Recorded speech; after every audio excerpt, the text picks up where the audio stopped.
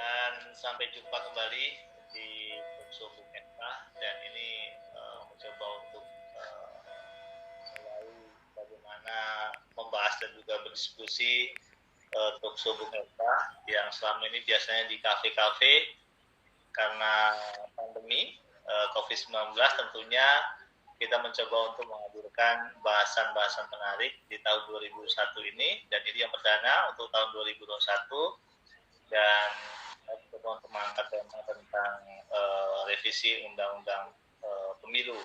Dan memang dari revisi Undang-Undang Pemilu yang dibahas oleh DPR RI, salah satu yang menarik adalah bahasan tentang normalisasi pilkada serentak.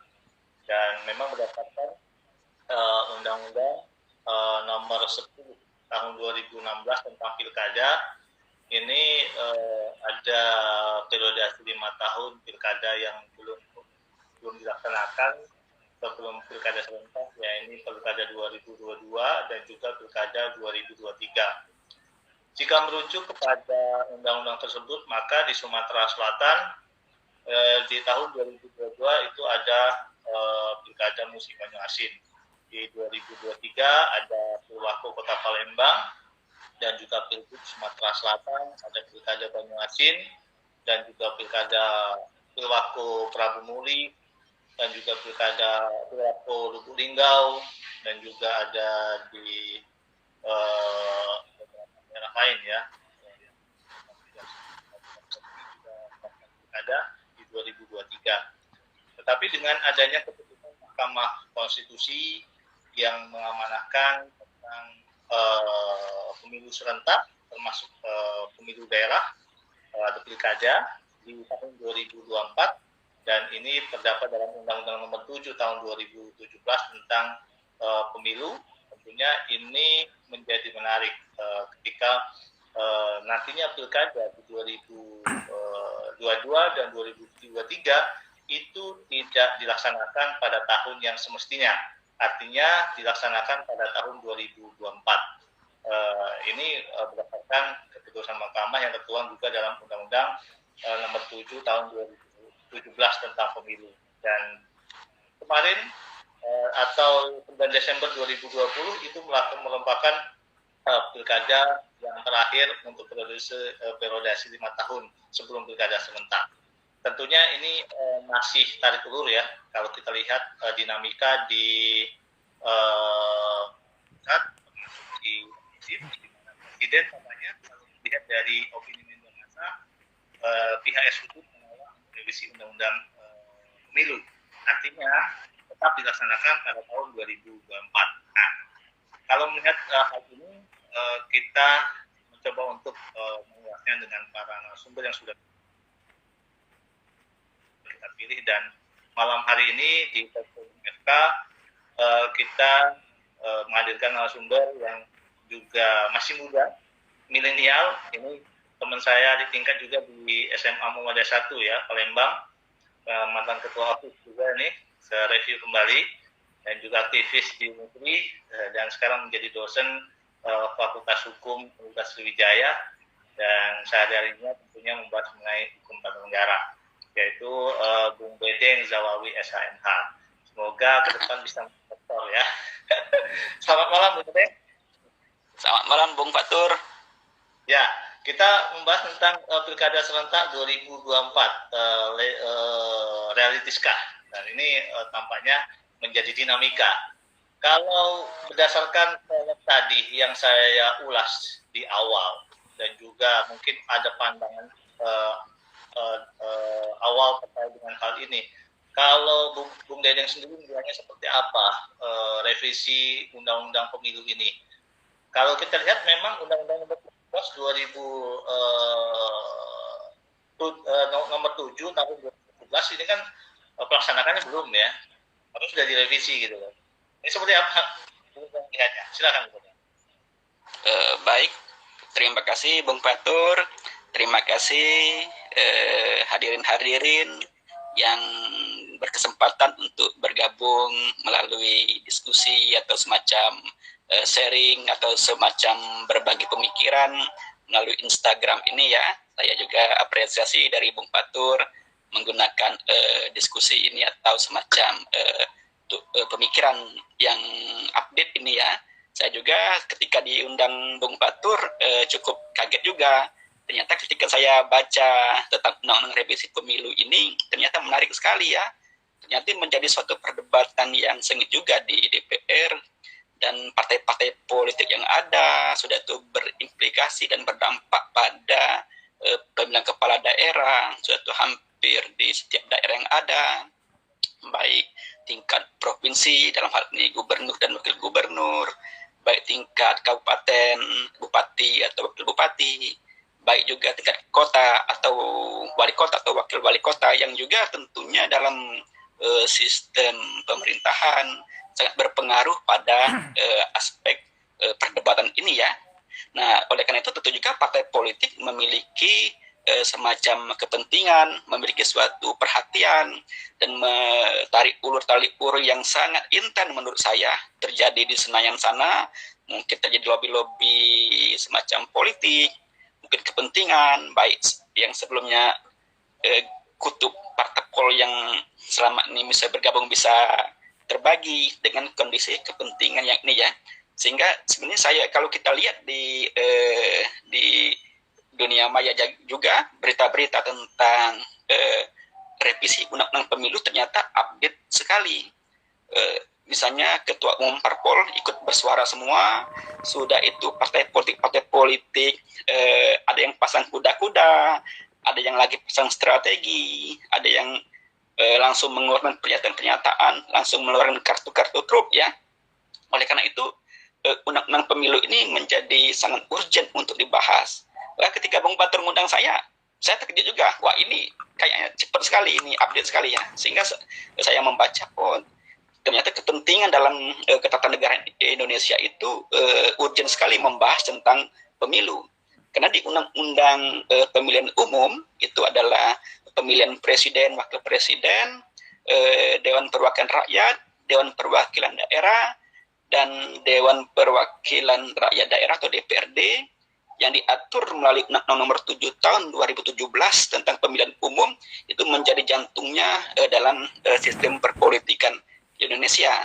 Lalu ternyata ketika kita membaca ulang atau mengulas ulang, wah ini ternyata nadinya kembali kepada undang-undang ini, yaitu kalau misalnya ini akan revisi nanti akan mengarah juga misalnya pada perubahan pasal ke-222 pada Undang-Undang Nomor 7 Tahun 2017, misalnya berimplikasi juga pada presidential threshold, berimplikasi juga pada parliamentary threshold ya. Dan kita ingat juga bahwa presidential threshold, parliamentary threshold beberapa kali diuji di Mahkamah Konstitusi. Nah, ketika diuji beberapa kali juga gagal. Ini sinkronisasi.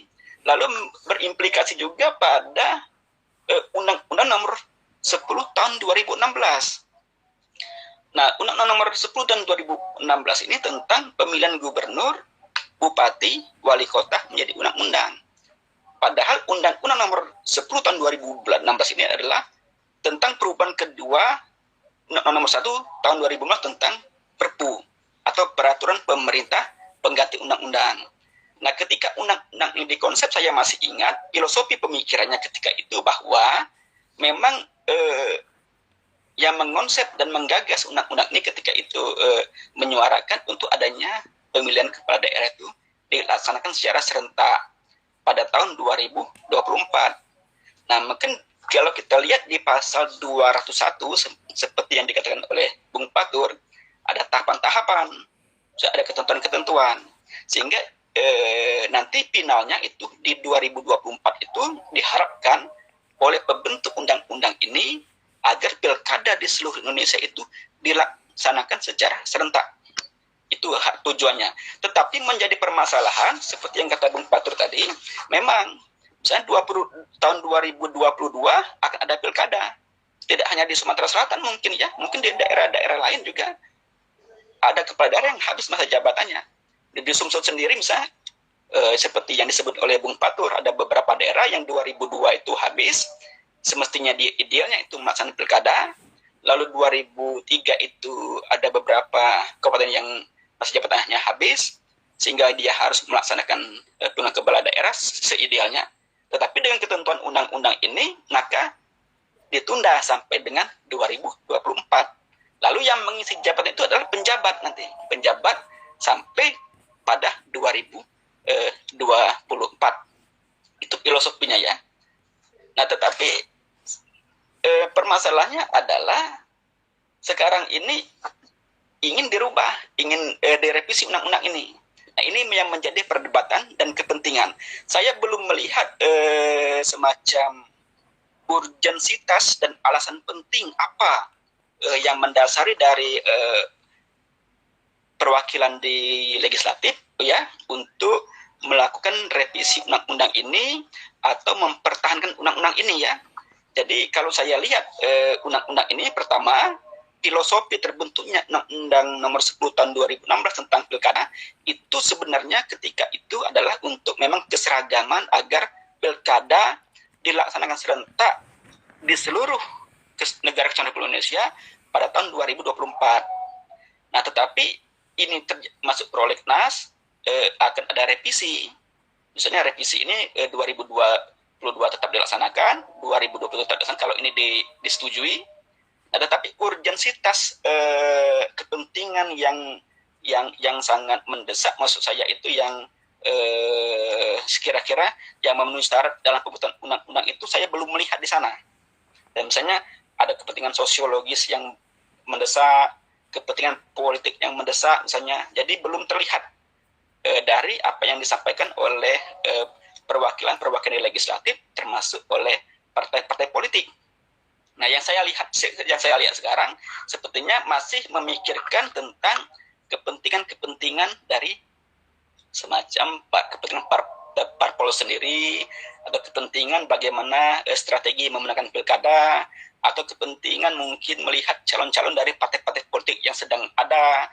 Nah, mungkin itu sejauh ini yang saya lihat strategi-strategi itu yang masih bertahan di baik yang menolak ataupun baik yang menyetujui tentang revisi daripada undang-undang ini, sehingga ini menjadi perdebatan kalau saya lihat karena kepentingannya tentu tidak sama kepentingannya, tetapi kepentingan urgensitas dalam bernegara, kepentingan urgensitas dalam prasyarat pembuatan undang-undang, saya sepertinya belum melihat hal tersebut baik dari pihak yang menolak ataupun dari pihak yang setuju dengan perubahan revisi undang-undang pemilu ini, Bung Fatur. Saya kira untuk sementara demikian, Bung Fatur. Mungkin ada share yang lebih lanjut, boleh Bung Fatur, silakan.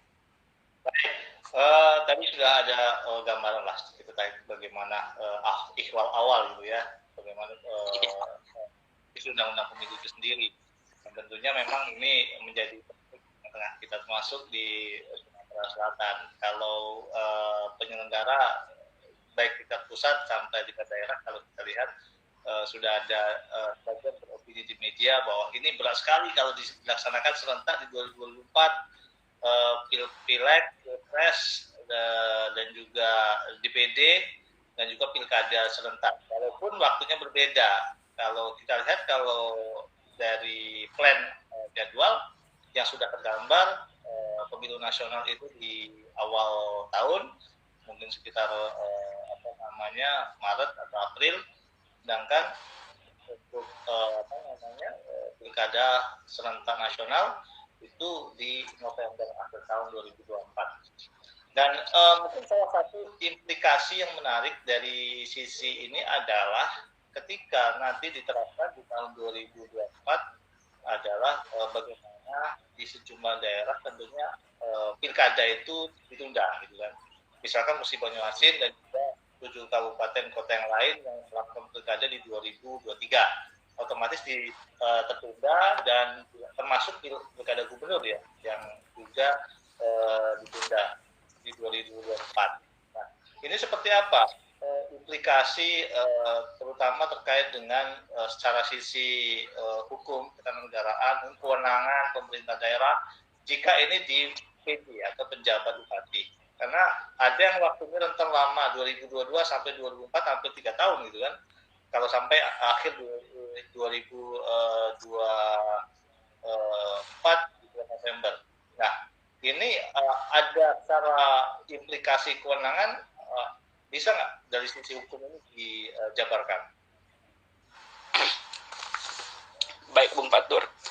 Memang saya mengkritisi pertama kalau misalnya 2002 itu diisi oleh penjabat misalnya ya sampai dengan 2004, lalu misalnya kepala daerah yang habis masa jabatannya itu yang habis pada tahun 2003, lalu dia diisi oleh penjabat hingga tahun 2004, kalau kita hitung itu berarti yang habis masa jabatan pada 2002 itu berarti penjabatnya hampir mengisi jabatan itu selama 2 tahun ya, berarti hampir katakanlah hampir separuh dari masa jabatan seorang kepala daerah. Nah, misalnya kalau 2003 dia bisa mengisi sampai 1 tahun masa jabatan itu ya. Sedangkan kalau kita lihat fenomena yang terjadi, misalnya beberapa bulan saja pejabat sementara itu yang mengisi jabatan beberapa daerah itu, kalau kita lihat itu sudah tahap pertama, misalnya gubernur mewanti-wanti untuk tidak mengambil misalnya kebijakan yang bersifat strategis. Tetapi kalau kita sudah melihat dalam aspek politik ketika sudah memegang jabatan, ternyata kewenangan yang strategis, yang politis, kewenangan misalnya yang lebih urgent itu semua diambil alih, dan tidak ada perbedaan antara PJS dengan kepala daerah definitif ketika itu kekuasaan itu berada di tangan kepala daerah tersebut. Nah, ini yang terjadi, fenomena yang terjadi ya. Jadi ini juga dikhawatirkan ketika misalnya 2002 seseorang itu menjabat hingga 2 tahun atau setengah periode, satu tahun, ini saya kira secara legitimasi kekuasaan juga cukup dikhawatirkan ya, karena pemilihan kepala daerah itu dilaksanakan secara langsung oleh rakyat. Nah, kalau secara langsung ini berarti kewenangan yang diberikan itu adalah kewenangan yang cukup utuh ya. Nah, kalau misalnya penjabat diberi misalnya hampir seluruh, katakanlah di Sumatera Selatan sendiri mungkin ada beberapa kabupaten atau kota, belum di seluruh Indonesia, saya juga mengkhawatirkan tentang legitimasi kekuasaan juga ya, mengkhawatirkan juga tentang pemerintahan, tentang sumber kekuasaan rakyat itu yang dialihkan kepada penjabat ini, yang memakan waktu yang cukup lama. Secara pengisian jabatan itu juga saya rentan. Kalau kita melihat sampel saja, kayaknya imbauan dari kepala daerah gubernur saja untuk wali tidak dihindarkan, apalagi ini akan terjadi seluruh Indonesia. Nah, hemat saya juga revisi undang-undang ini juga 2007 kehendaknya itu dilaksanakan secara serentak itu ya, oleh yang melakukan revisi ini. Jadi saya kira apa bedanya ya 2004, 2007 juga demikian. Nah, tetapi kalau kita melihat dari pemilihan kepala daerah, sebenarnya kalau pemilihan kepala daerah ini dilaksanakan saja secara alami saja. Misalnya provinsi kapan, misalnya kabupaten kapan, tidak bisa diatur seluruh banyak, karena pengaturan ini banyak sekali ya. Nah, ini akan membawa kepada implikasi pada pemerintahan, kepada kondusivitas masyarakat, sudah tuh kembali kepada banyak sekali aspek-aspek yang berpengaruh kalau misalnya ini akan dilaksanakan secara serentak. Apakah semuanya siap, baik perangkat-perangkat penyelenggara pemilu, baik masyarakat, baik partai politik, apa semua akan siap untuk melaksanakan ini secara serentak? Saya kira perlu dipikirkan ulang, perlu lebih hati-hati dan lebih cermat dalam menyikapi perdebatan pemikiran dari revisi undang-undang ini ya. Itu Bung Fatur, mungkin itu kita cukup mengkhawatirkan kalau kok 2 tahun dikasih penjabat 1 tahun, kayaknya agak dilema juga ya. 1 bulan 2 bulan aja kayaknya kebijakannya strategis banget ya, apalagi dikasih 2 tahun. Kayaknya rezeki nomplok ini.